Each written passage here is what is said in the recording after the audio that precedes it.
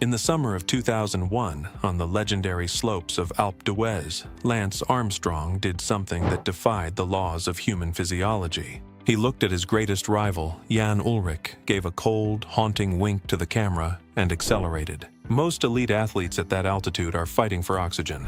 Lance looked like he was on a Sunday stroll. But here's the data point that should have stopped the world. At that moment, Lance was producing 6.7 watts per kilogram of body weight.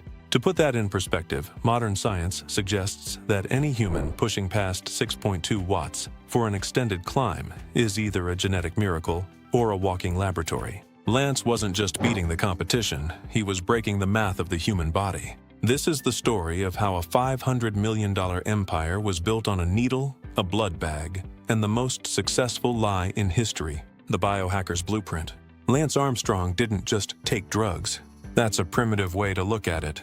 He engineered his circulatory system. In the mid-90s, the cycling world was introduced to erythropoietin, the data. A healthy adult male usually has a hematocrit level, the percentage of red blood cells, of about 42% to 44%. Red cells carry oxygen. More oxygen means more power. Lance and his team doctor, Michel Ferrari, pushed his levels to the razor's edge, just under the 50% legal limit. But they didn't stop there. When drug testers started looking for EPO, Lance switched to blood transfusions. They would draw a liter of his own super-oxygenated blood months before a race, freeze it, and re-infuse it in a dark hotel room halfway through the Tour de France. It was his own blood, so it was technically invisible to the tests of that era. The postal cartel, the logistics of fraud. Lance didn't just take drugs, he built a system. The U.S. Postal Service team, funded by American taxpayers, became a masterclass in smuggling and logistics. The Motoman and the secret cooler. In 1999, the team was paranoid. The French police were raiding hotels, so they hired a motorcycle courier nicknamed Motoman. He followed the Tour de France route with a refrigerated thermos hidden in his jacket. Inside were pre-filled syringes of EPO. He would meet the riders at secret locations, hand over the supplies, and disappear into the crowd. The blood bagging ritual. This is the most clinical part of the fraud. Weeks before the race, the team would draw a liter of Lance's own blood and freeze it. In the middle of the tour, when the body is naturally dying from exhaustion, they would re-infuse that blood. Picture this: a multi-millionaire athlete hiding in a dark hotel room with the curtains drawn, hanging a bag of blood from a coat hanger, watching his own super-oxygenated cells flow back into his arm. Within 30 minutes, his recovery was reset. He was a fresh man while everyone else was a ghost. The tyrant in yellow, the human cost. The reason the lie lasted for 13 years wasn't just the drugs, it was the terror. Lance Armstrong was the boss of the peloton. He enforced a code called Omerta, the mafia's code of silence. If a rider spoke out, Lance would destroy them. The case of Filippo Simeoni. In 2004, Simeoni testified about doping. During a live stage of the tour, Simeoni tried to join a breakaway. Lance, the race leader, personally chased him down just to tell him he would destroy him. He then looked at the TV cameras and made a zipper motion across his lips. The case of Emma O'Reilly, the team's massage therapist, saw the needles. She saw the cover-ups. When she spoke to the press, Lance used his wealth and power to call her a prostitute and a drunk in international courts. He didn't just deny the truth. He assassinated the character of anyone who dared tell it. The 1,000-page executions. Lance Armstrong passed over 500 drug tests in his career. He bragged about it. He used it as proof of his innocence. But science didn't catch him, human nature did. In 2010, the wall of silence cracked. Former teammates like Floyd Landis and Tyler Hamilton, who had been discarded by Lance, started talking to federal investigators. They didn't just have rumors, they had locations, dates, and bank records.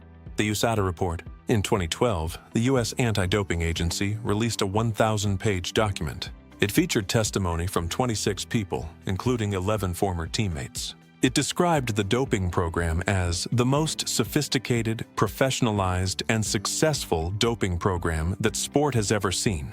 The result? In 24 hours, Lance Armstrong was erased. Set Tour de France title stripped. Nike and Oakley contracts terminated. Livestrong forced to resign. The Oprah confession. In January 2013, the world watched a televised execution. Lance sat down with Oprah Winfrey. The question: did you ever take banned substances to enhance your cycling performance? The answer, yes. But even in confession, the human style of Lance remained. He wasn't crying. He wasn't begging for forgiveness. He called it a level playing field. He argued that because everyone else was doing it, he was simply forced to do it better. Is he right? Statistically, if you look at the riders who finished on the podium during Lance's 7-year reign, 20 out of the 21 have been linked to doping. If you gave the yellow jersey to the first clean rider, you'd often have to go down to the person who finished in 23rd place. But Lance wasn't just another rider. He was the boss. He was the one who funded the doctors and silenced the witnesses. The collapse, the ego problem. Every empire falls from within. Lance's downfall wasn't a failed drug test. He passed 500 drug tests. He was too smart to get caught by a needle. His downfall was his ego. After retiring in 2005 with 7 titles, he was safe. But in 2009, he decided to come back. He wanted the spotlight again. This move angered his former teammates, specifically Floyd Landis. Landis had been stripped of his own tour title and felt betrayed by Lance. In 2010, Landis sent a series of emails to cycling officials, detailing every secret, the coolers, the doctors, and the money. This triggered a federal investigation led by Jeff Nowitzki, the man who took down Barry Bonds. Nowitzki didn't look at blood. He looked at the money. He followed the trail of U.S. Postal Service funds and found that the government had been defrauded. The financial ghost. Most people think Lance lost everything. He didn't.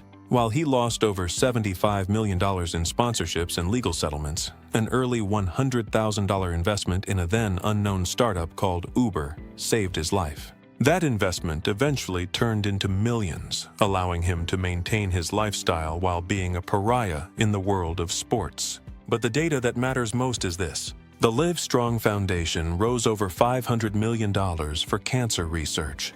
This is the paradox of Lance Armstrong. He built a massive house of good on a foundation of absolute rot. Today, if you look at the official history of the Tour de France from 1999 to 2005, there is a blank space. No names, no times, just a void. Lance Armstrong proved that if you have enough money, enough charisma, and a powerful enough story, you can fool millions of people for over a decade. He taught us that we shouldn't just watch the athlete, we should watch the math. Lance once said, "Pain is temporary, quitting lasts forever." He never quit, but the truth eventually caught up, and it was moving faster than any bike ever could. The miracle wasn't that he survived cancer. The miracle was that he almost got away with it. Thanks for watching.